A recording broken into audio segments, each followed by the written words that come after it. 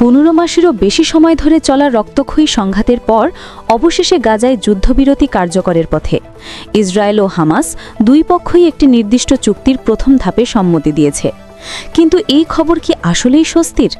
এই যুদ্ধবিরতি বিশ্বজুড়ে কেমন প্রতিক্রিয়া তৈরি করল? কোন কোন বিশ্বনেতা এই চুক্তিকে স্বাগত জানালেন, আর কারা দেখলেন ভবিষ্যৎ চ্যালেঞ্জ? আজকের ভিডিওতে আমরা সেটাই বিশ্লেষণ করব। এই যুদ্ধবিরতি চুক্তিকে সম্ভব করে তোলার পেছনে প্রধানত কাজ করেছে তিনটি পক্ষ: যুক্তরাষ্ট্র, কাতার এবং মিশর। কাতারের প্রধানমন্ত্রী শেখ মোহাম্মদ বিন আব্দুল রহমান বিন জাসিম আল থানি এই চুক্তির আনুষ্ঠানিক ঘোষণা দেন। প্রাথমিক চুক্তিতে 6 সপ্তাহের যুদ্ধবিরতি, জিম্মি ও ফিলিস্তিনি বন্দি বিনিময় এবং গাজায় জরুরি মানবিক সহায়তা বাড়ানোর মতো গুরুত্বপূর্ণ শর্ত রাখা হয়েছে। এবার দেখা যাক বিশ্বের ক্ষমতাধর ব্যক্তিরা এই ঐতিহাসিক চুক্তির ব্যাপারে কি বললেন। যুদ্ধবিরতি কার্যকরের খবর নিশ্চিত করার পর থেকেই সবচেয়ে জোরালো প্রতিক্রিয়া এসেছে ওয়াশিংটন থেকে। যুক্তরাষ্ট্রের প্রেসিডেন্ট জো বাইডেন এক বিবৃতিতে চুক্তিকে স্বাগত জানিয়েছেন। তিনি বলেন, এই চুক্তি গাজায় যুদ্ধ বন্ধ করবে, ফিলিস্তিনের বেসামরিক নাগরিকদের জন্য জরুরি মানবিক সহায়তা বৃদ্ধি করবে এবং 15 মাসেরও বেশি সময় ধরে বন্দী থাকার পর জিম্মিদের সঙ্গে তাদের পরিবারের পুনর্মিলন ঘটাবে।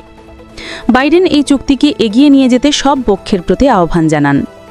এদিকে যুক্তরাষ্ট্রের সাবেক ও নবনির্বাচিত প্রেসিডেন্ট ডোনাল্ড ট্রাম্প এই চুক্তিকে বিশ্বের জন্য এক মহান দিন এবং সবার জন্য এক দারুণ ও আনন্দের দিন হিসেবে আখ্যা দেন।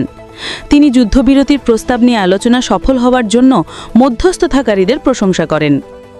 পশ্চিমা বিশ্বের আরেক শক্তি যুক্তরাজ্য এই যুদ্ধবিরতির পরপরই গাজায় মানবিক সহায়তা প্রবেশে আরোপিত সব অবরোধ অবিলম্বে তুলে নেওয়ার আহ্বান জানিয়েছে।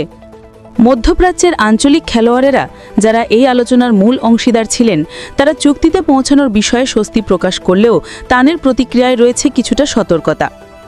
মধ্যস্থতাকারী হিসেবে কাতার চুক্তির বাস্তবায়নকে নিবিড়ভাবে পর্যবেক্ষণ করার প্রতিশ্রুতি দিয়েছে। তাদের বার্তা ছিল, এই যুদ্ধবিরতি যেন স্থায়ী শান্তি আলোচনার দিকে একটি প্রথম পদক্ষেপ হয়। অন্যদিকে হামাসের জ্যেষ্ঠ কর্মকর্তা মাহমুদ মারদাউই বলেছেন, একটি বিস্তৃত চুক্তি সম্পূর্ণরূপে সম্ভব। তবে তিনি অভিযোগ করেন যে ইসরায়েলি প্রধানমন্ত্রী বেঞ্জামিন নেতানিয়াহু ইচ্ছাকৃতভাবে আলোচনাকে ভণ্ডুল করে দিচ্ছেন এবং অধিকৃত অঞ্চলের অভ্যন্তরে তার রাজনৈতিক লক্ষ্য অর্জনের জন্য যুদ্ধ চালিয়ে যেতে চান। এই বক্তব্য ইঙ্গিত দেয় যে স্থায়ী শান্তির পথ এখনও কণ্টকময়। গাজায় কি বোমা পড়া স্থায়ীভাবে থামবে? বিশ্ব নেতাদের এই আহ্বান কি শান্তি ফিরিয়ে আনতে পারবে?